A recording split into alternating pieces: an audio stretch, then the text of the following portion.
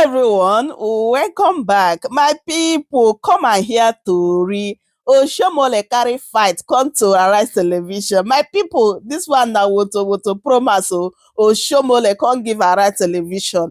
According to Oshiomhole, he said that Arise Television is biased, that they are paying that their candidates in Edo State lost election. He was really prepared to fight Arise Television team. My people, this one na really serious matter. Just take a look. Senator Oshiomhole, I guess congratulations are in order. We just played your video there where, you appear to even be more excited than the governor-elect. That Yahweh song was carefully selected as a victory song for the moment Okpebholo was announced winner.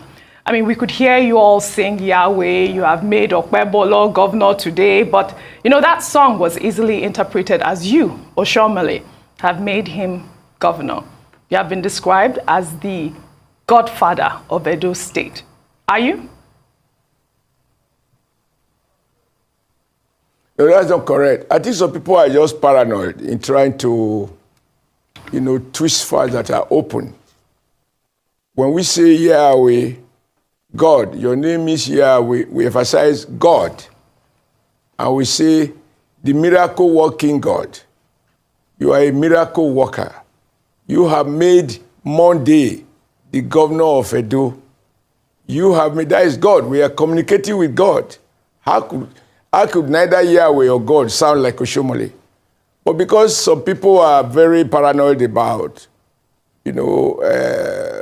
emphasizing godfatherism, God, not man, make anyone what he is.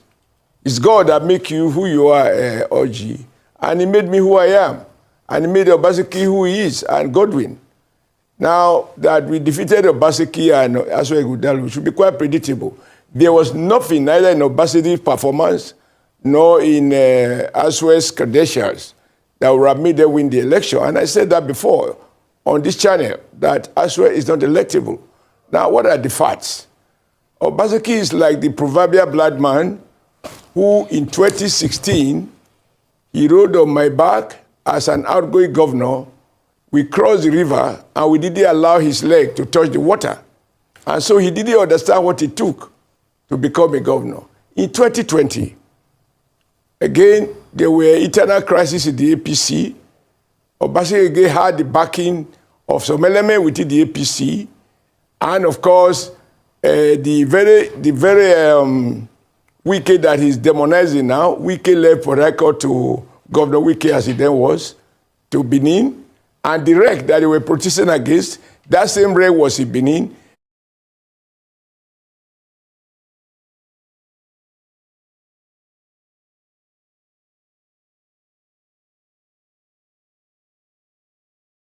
Again, Obaseki rode on the back of Wike and elements and what became known as PDP Legacy Group, together with some elements in APC. They took him to cross the river for the second time without his leg touching water. And so twice, he was being described as the Iron Man. And now this time around, he has burned all the cables. He has divided the PDP into two. The legacy PDP left him. Wike left him. I left him. His deputy left him. So he was now a lonely man. And now he had to cross the river using his own strength. He just find that in the process, he got sunk inside the river, which he himself predicted that once he lose the election, he said the election was a do or die. Now, people have done it, and he's dead. This has nothing to do with me. But of course, I'm very proud to support Monday Okpebholo because I believe we don't need arrogant people in government. It's not like a private company where you are the CEO because you own 80% or 51% of the vote of the shares. You can dictate. Public office is a public trust. And the vote of a tailor, as we call me, and I'm very proud. That is why I tailored my suit today to show that I can dress even better than the boardroom chairman. And the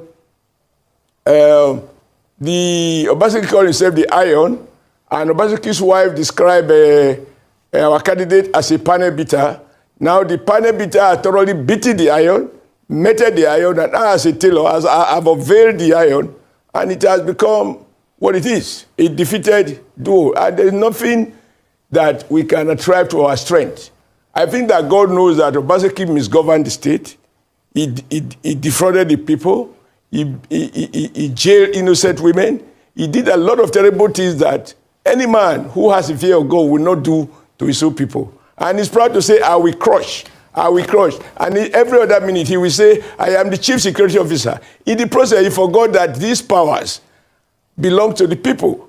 You know, sovereignty belongs to the people. They delegate you, they trust you, believing that you do good to them. Instead, you use the power to threaten, you make promises you never kept. So there was nothing. And even the royal father, he was fighting him. He fought everybody.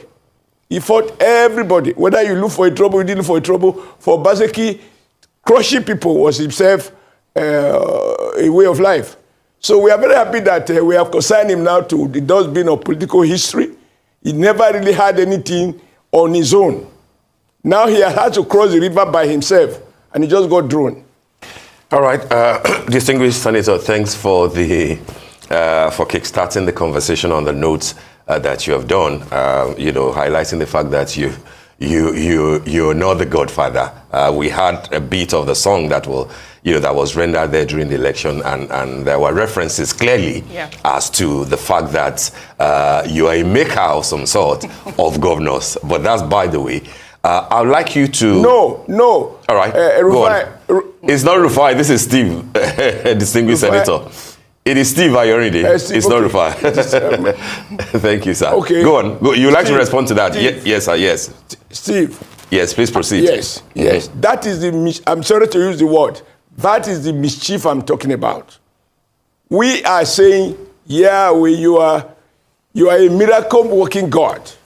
Yahweh, you are a miracle-working God. You have made Monday the governor of Edo. How does that sound like Oshiomhole? We say, you have made Monday the governor of Edo. And during the campaign on your Arise television, you watch us sing that song at every rally. We ask God, at that time, we say, God, come and make Monday the governor of Edo. And when he has done it, we again recite it and change to say, today, you have made Monday the governor of Edo. But Aras is always, I'm sorry to have to say, Aras, you have voted that your candidate lost. And so you try to twist it. Oshiomhole is a miracle God. If I have the powers to make a governor a God, I would have defeated in 2020 when Obaseki lost. Why would I allow him to lose when I have the power to unmake him? Senator, so it is just a way of demonizing me and making me. How can anybody born of a woman describe himself as a miracle, as a governorship maker? How? All right. How? Only in Arise I had that. That's fine. Incidentally, this statement, wait, there are other TV stations. Nobody else misunderstood me except Arise Television. Arise Television, Senator Oshiomhole, we do not vote. We do not have a candidate, and we were not participating in your election. I mean, you are pained that the man you celebrated. Who would you say? Who's the man? You are very pained that the man you... Who is the man that we picked? Pardon? Can you tell us, share with us, who is the man we picked? You were working. For who? All the Arise major, you were for Aswa Igodaro. Oh, well, we'll state it here told us he's a board categorically. member. We will state it here categorically. Arise Television, we do not participate in voting during the elections. As Steve Ayorinde. All right, You distinguished don't participate, but you have your biases. No. Everybody has his biases. Yes. I don't blame you for that. I have my biases. I was for Model Peolo. I don't hide it. That was not a bias. Vigorously for him. Distinguished senator, you had a dog in the fight. We didn't. But let's leave that matter. Let me. No, you did. Okay. When I watch some of you say that how could a man who has such intimidating credentials and so on, you didn't know what electoral value means. Right. You didn't understand. All right. If you allow me to ask my question, graduate, a professor. We will come there. We will come there, Senator. But then I wanted to draw you to a specific thing that you said about Asue Ighodalo not being electable, because that's those were your words clearly. And then I'd like to remind you of the outcome of the election. And I gave my reasons, yeah. Yes, but I want to remind you of the outcome of the elections, you know, in terms of the votes cast as declared by INEC. The man that you claim is not electable scored a total vote of 247 votes, 1,274. As against the votes of your candidate, who of course was declared winner, 291,667, 40,000 plus advantage for Monday Okpebholo. That was a close election. That was a close election. I'm going somewhere, Senator. That was a close election. You can't say that a man who lost by that figure was unelectable. But then there are issues around the elections. As you know, PDP is saying that they won the election. If you read on the cover of today's Vanguard, there is a story there from the observers who are said to have released a damning report claiming that they have information about how the votes were manipulated during collation. You are also aware that this will probably be the first time in recent history that a governor will emerge in Edo State with only one senatorial district, you know, Edo North, in Eskiti, losing two. My question to you, sir, is, are you truly satisfied? Are you truly, do you truly believe that you won this election, APC, fair and square? And then I would like to know what figures your situation room had before INEC released its own. Did it tally? How was your own situation room? Because PDP is claiming clearly that they won by at least 30,000 votes over your candidate. Now, I don't know how many questions you have asked. The first one about a man who scored a number of votes that was declared in favor of Aswe, whether that means that shows that the man is electable. No, you do not understand the meaning of the word. Consult your dictionary, your political dictionary, and confirm the meaning of electability. Being electable means you can't win majority of the votes. Whether in America, in UK, elsewhere, it doesn't mean that the man who lost the election doesn't win any vote. So the fact that he won some vote doesn't make him electable. To be electable means you are capable of winning the election, and he has lost it. He has confirmed that he's not electable. And then you go into how is it possible that you are just, again, you know, consciously or unconsciously, you are putting questions that, to be honest with you, they are neither academic, nor are they something that, what can address. You are asking me if what was in our situation room, are we the collation officers? If I choose to post fake result to my situation room, does that mean anything? And so when you ask these kind of questions, they are not informed by any logic, with due respect. And then you say, observer has given a damning report. They damn your report. Whose report did they damn? Let me ask you. You are not a local television station. In fact, you are one of those who seek to be an international cable network. And you proudly talk about the number of countries in which you are, that you have viewers. I take your mind back to the election result in Kenya by foreign observers. And they said the election was free and fair. The first time, I forgot now whether Ruto or whatever is his name, I can't remember exactly. And the Supreme Court of Kenya, no, they said the election was free and fair. And the Supreme Court of Kenya found that the election were neither free or fair. And they were nullified. So you use observers. What is the definition of an observer? It's an observer as close to as the monitor and somebody who has a duty. I am an observer of Arise. You have just voted my views. An observer's perception, as they say, what is apparent may not be real in the real world. That something appear apparent doesn't mean it's real. An observer is no more than, as the name suggests, an observer. And his view cannot be superior, they cannot be damning. But You use Senator, very strong word. Senator, but Now, how many people did? How many? Excuse me. Well, no, hold on. You took 10 minutes to ask me about 20 questions. Now, how many units are in Edo State? Do you know the numbers? I guess you don't. I will educate you on this. We have 4,590 police units across the length and breadth of Edo State. These observers, how many were they? How many units did they observe for them to be more credible than INEC that was present in every election? Number two, INEC suddenly become what you have described him, but it is the same INEC, the same REC, order the same INEC chairman, order the same REC, because one of you asked me this question last time. I watched you asking that the REC was different. It is the same REC that was there. It's the same Wike that was there in PDP, and everything was fine. You saw Governor Baseki commending the Nigerian army. I saw it on television, on your Arise TV, commending the Nigerian army for being thoroughly professional in the way they handled this election. So, but meanwhile, if you ask us, we have chosen not to look for faults. Because even if we do, not many people will believe us. The truth of the matter is, he who lost his election in Africa, particularly in Nigeria, who has ever admitted that he lost? Only maybe 4 out of 10. I myself, I went to court when I was rigged out.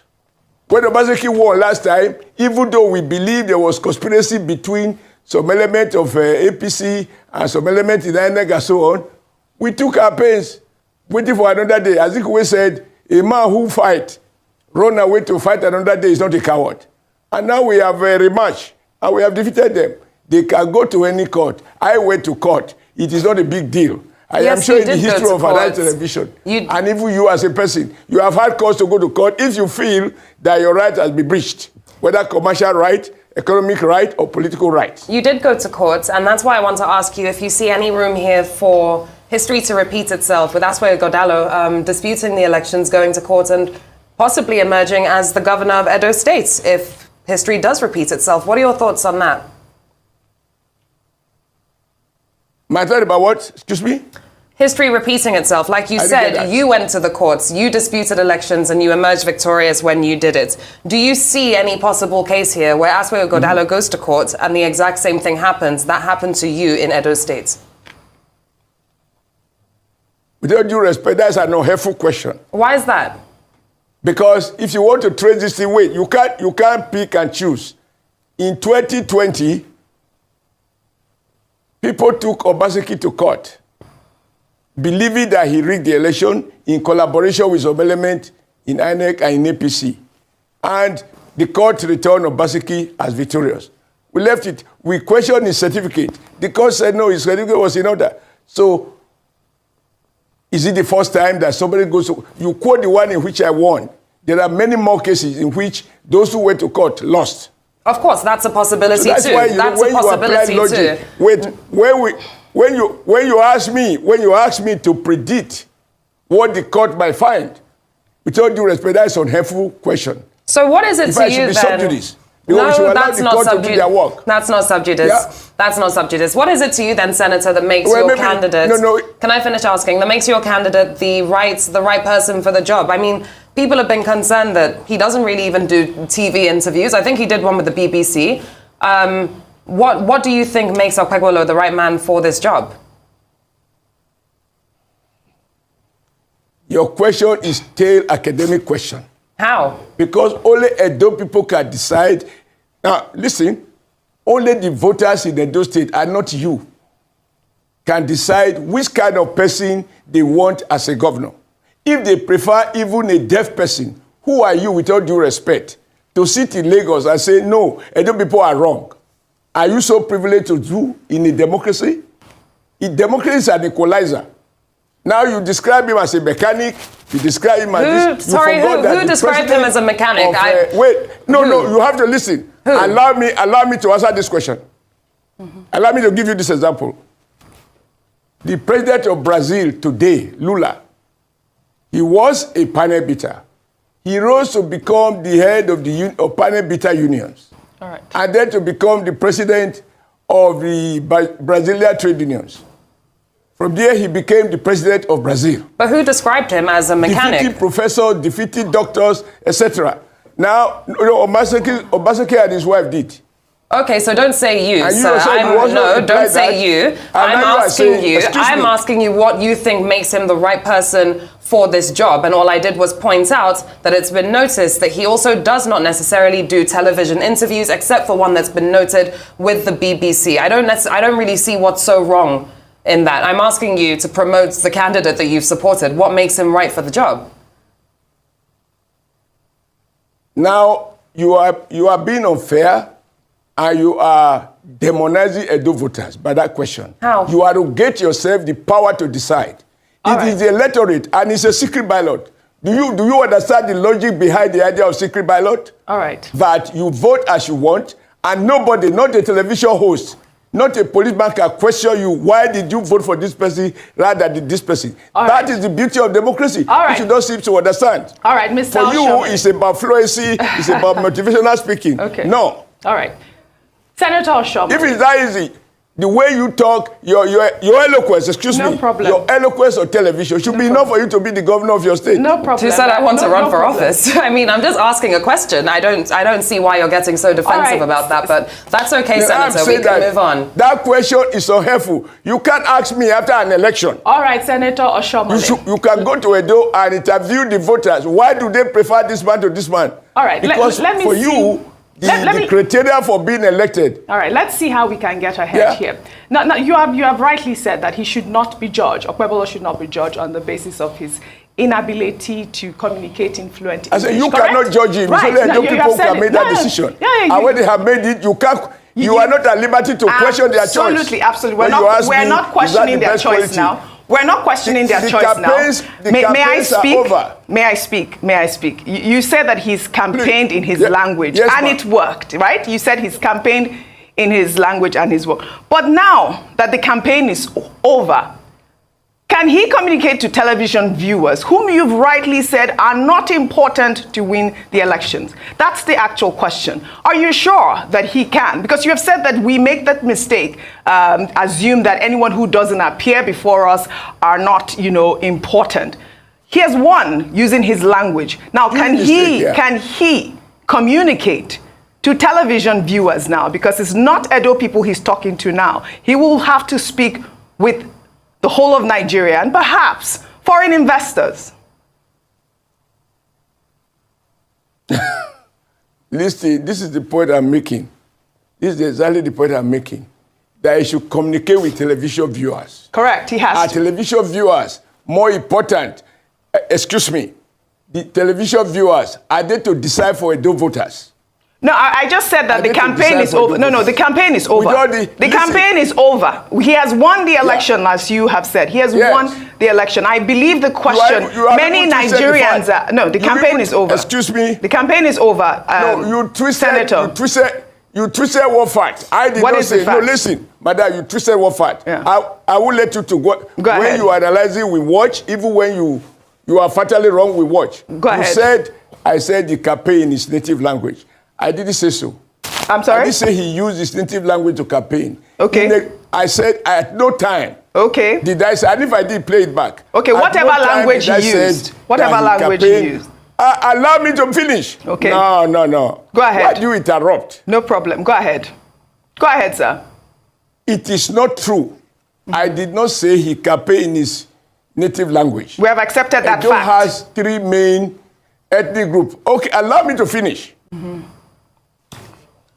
I said he went directly to the people, village to village, community to community.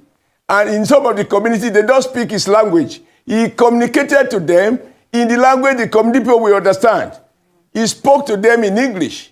On your Arise television, he spoke to the fact that he will do, because I saw one of your analysis, you said he never told people what he was going to do. Of course he did. He said he will employ teachers within the first 3 months, within the first 100 days in office, because he doesn't accept the situation Edo is, in which you have 2-3 teachers in a whole school, one of which is a headmaster, leaving you with 2 teaching staff. He said he will employ both in primary and secondary school. He spoke to the fact that he was going to support farmers with modern farming instruments, and he will provide loans free of interest. He said he will support market women with free loans. He talked about doing everything to work with the security agencies to make Edo, to deal with security challenges in Edo State. He spoke to so many things that he was going to do. He said he will resume construction of new schools because our population growth rate is on average about 3%. So if you don't build more schools, you're going to have crowded classroom. He said he rejected the idea, as we saw during the campaign, of many schools without roof. And a child is sitting on the floor. And that he will build new schools, employ teachers. He spoke about many things. How do you investors? Investors, let me tell you, don't be carried away by Nigeria governors or anyone who goes to Europe or whatever. Investors have their own way of doing their own due diligence and decide on the basis of economic of industrial location which place is still safe for us. I am here speaking to you with pride to say that while I was governor of Edo State, I didn't have to go to Arise Television to invite the companies that came to Edo. I went to Dangote, not speaking Queen English to Dangote. My brother, you be help me when I be governor. Now, come and locate factory. Because in Edo, I want our people to get job. And today, Dangote cement is in Edo. I call a Boa. I say, Boa, this your Opula cement you bought to. Look, as of today, you are using it to rebag. That one no go agree. I make a statement. If you don't rebuild it, I go revoke it. Whether I say so in my language or I say so in Hausa, he's Hausa speaking, I'm Edo speaking. In the end, today, Okwela, you have giant Boa cement, you have giant Okwela cement. I didn't need to go to television to talk to them. I talked to them one-on-one, face-to-face. And if you say these are Nigerians, I got Chinese people who came to Edo. Chinese are not English-speaking people. They are today manufacturing from scrap iron that are used for construction. They are manufacturing all sorts of things in Edo, including glass and ceramic tiles. All this recruited to Edo. Now, the Azura power plant that is in Edo today, I spoke with them, not through television, that Edo can easily become a power hub for Nigeria. And because we have huge deposits of gas and other sources of power generation. And President Goodluck Jonathan came to do the groundbreaking of that giant factory that produced over 700 megawatts of power. And all of this were not done through television. No real investor will take you for what you say. Action speaks louder than words. So, Monday we communicate with those who want to be communicated with. Yeah. How he does it is his choice. And I want you to understand one thing, which you are missing completely. And this is the last point I will make, then you can have the day. The responsibility of a governor or of a president is not to be jack of all trades and master of all. He just needs to have the discipline to identify who can get a job done. Even if he were a professor in many fields, he cannot be a professor of law to become his own legal advisor or commissioner for justice. He's not going to be an engineer to become the commissioner for works. He's not going to be a professor to become the commissioner for education. He does not need to be a successful trader to have a commissioner for commerce. Come on. What leadership entails is the discipline to recognize that you do not know everything and be humble enough to identify those who have the skills you need to manage those aspects of governance and society in a manner that will deliver the greatest good to the greatest number of people in the shortest possible time. That is the business of leadership. And when I talk like this, don't question me because I have governed, you haven't. All right. And in my second term, don't people... Wait. In my second term, I won 18/18. And my opponent did not go to court because it was so clear. And I know what I did. I am not an engineer. I should say, Ashwell also called me a tailor. And I said, okay, a tailor is even more popular in the typical community. Because those of you here, there, if I see your suit, I can tell you the designer who made it. Right. But the board member who will say, oh yes, Because I'm a tailor, I know the value of clothes. When I see OG, when you dress in your favorite color, red, I can tell you if you ask me who is the designer. Right. And of course, those making fashion in Lagos, they know most of the women who want to make fashion for Salah, for wedding, for all sorts of things. A typical board man talk to 10 people or a 7-man board. He doesn't connect with the ordinary man as a tailor does. All right. He thought he was insulting me by saying, I am a tailor. I would wish to be a very good tailor. Okay. So I can sew his clothes so that he doesn't wear coat. Okay, that's a good one. That's a good one so for... there's no difference between wearing coat and wearing suit. Yeah.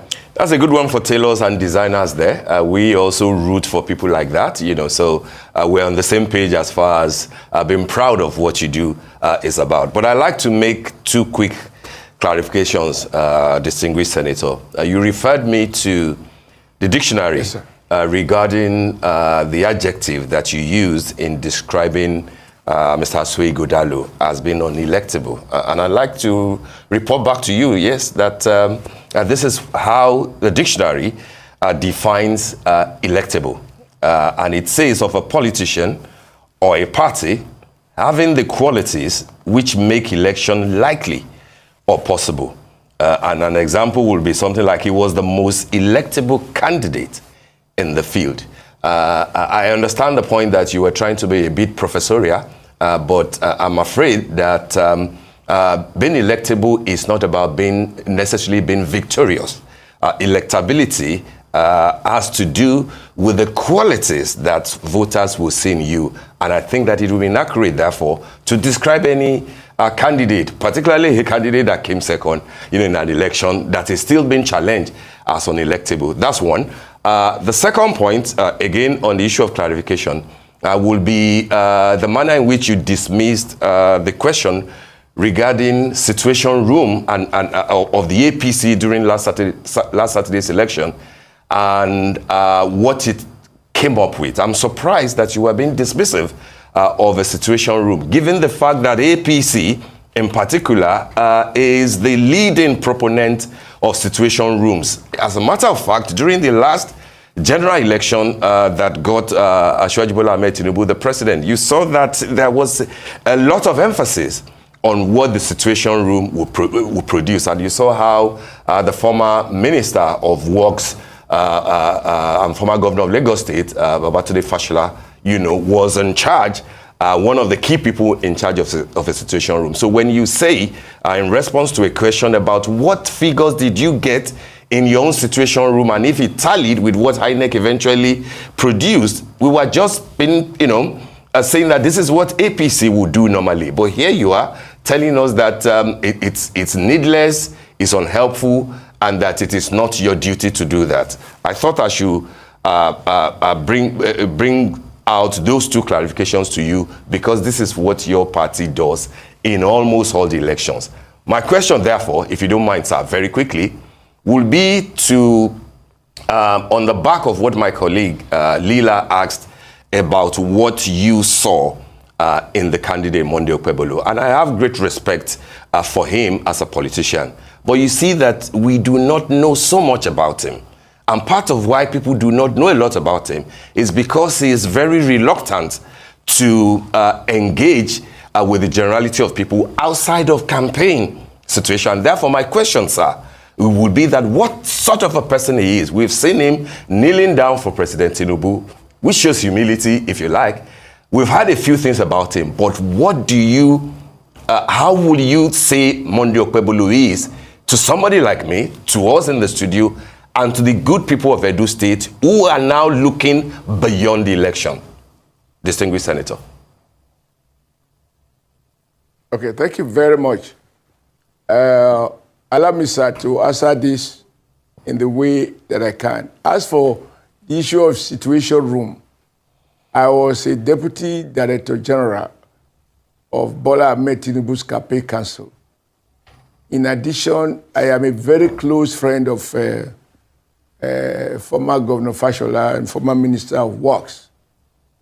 Yes, we set up situation room. I'm just wondering,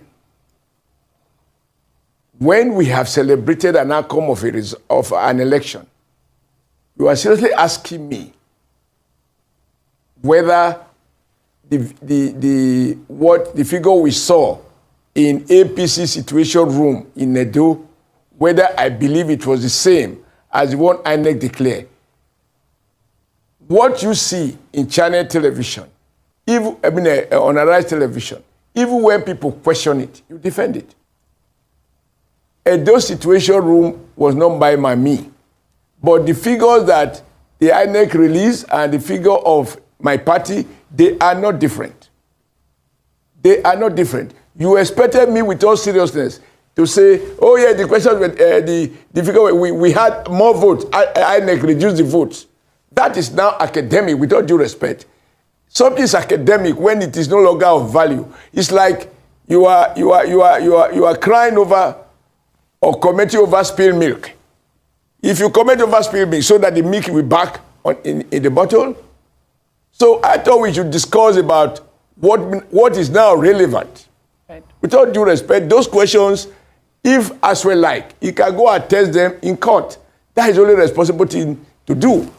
And I also saw some of you when, after the result, that Obaseki is appealing to people to, to take TCG, etc. Who are the people? He said it's a do or die.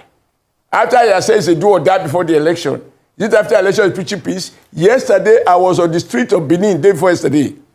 We went around Benin City, and I don't know where your camera, because your Arise TV was there. Play back the street on the unedited version.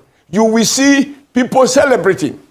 You will see people hailing us, hailing the candidate, hailing me, and hailing all those who were involved in that roadshow to say, thank you for trusting us, and we assure you, and the governor says, I will assure you I will do what I will do. That is what is relevant right now. Mm-hmm. Now, I don't agree. I don't agree that you people in the studio need to understand who Mode is. You don't need to. Because Mode is not accountable to you. He's accountable to those who voted for him in Edo State. And even those who voted against him in Edo State. He is now the property of Edo people. Not the property of anyone, including you, if you are not from Edo State. If you are from Edo State, yes, you have the locus. His mandate was to govern Edo State, not to govern Nigeria. He didn't bid to govern Nigeria. And he seeks to do all of those things that are of concern, that will improve the welfare and the well-being and prosperity for the people of Edo State. Even if you are not from Edo State, but you reside in Edo State, you are entitled to expect benefits. But for God's sake, if you live in Lagos, you are not from Edo State, Mode has no duty to you. So in that case... But if you are from Edo State and you live in Lagos, Mode has obligation. So in that case, why did Governor-elect Okpebholo visit Lagos to come and thank Governor Sanwo-Olu? Why didn't he just sit in Edo State? If we're going to go by that idea that that someone only belongs to a state. So what exactly was he finding in Lagos, looking like he wanted to take a page from Sanwo-Olu's book? No, because, sir, if we're going to use that logic, right, that we sitting here as journalists in the studio cannot ask questions about a governor-elect in our own country, then why was he in Lagos, in where our studio is, coming to thank Governor Sanwo-Olu? Because I mean, that is surely, you can see that that's the exact same logic. What does he want to do in Lagos then? All right. I forgot the name now. My dear sister Ma, for any man who understands Nigeria culture, if somebody came to visit you when you are celebrating, or he came to visit you when you are bereaved, when you have recovered, you will call the people and say, thank you for your condolence visit, or thank you for coming to celebrate with me. You don't need to be part of the family. If Governor Sanwo-Olu left Lagos to Benin as a mark of solidarity, exactly the same way I saw on Arise TV that Governor Fitiri of Adamawa State came to Edo to join in crying over the defeat of his party. And if more than they decide that those governors that came to Edo to show solidarity, he has to go and also say thank you. You find something wrong with that? Exactly the same way, before going to Lagos, we first went to Edo to thank Edo people. Thank you for the trust. Thank you for investing trust in me. Sorry, my voice is a little cracked because of the campaigns. So how can you say, why did he come to talk with Samuel? That's a problem for you too. No, sir. I mean, we have officers and we have scores of citizens from Edo State at Arise. We have scores of citizens from Edo State at Arise. We do work in Edo State here at Arise News. Why wouldn't it be of interest to us to know what kind of a man the governor-elect is? Why is this something that you were so defensive over? I don't understand. It is not for nothing. Check the records. I spoke to your chairman and I said, I'm surprised that Arise is not featuring in our live coverage. And thereafter, you saw Arise, through Arise Television, many people saw us on the campaign trail. They listened to Monday enumerate all of the things he will do upon being elected. So he spoke to Arise. But what you want is that he must leave and talk to you as a person, not to the institution of Arise. Now, Mordecai decide, as even U.S. president will do, they sit down and address the press, or they address State of the Union address. It is not that he must go to a studio to be interrogated or interviewed by people who are clearly very biased. And also on this thing of bias as well, that you keep on saying, on this thing of bias. You now mentioned to me, you've just said, has Arise not, because of your narration. Has Arise not always supported you? Because of your narration, you mentioned that, wait, excuse me. In the course of your narration, you refer to his interview with BBC. I said that's one I can note. Acceptance speech. I watched that yesterday, or day before yesterday, when I think Oji presented his, referred to Monday's acceptance speech. And I said, wow, the guy can speak English. What did they say cannot speak?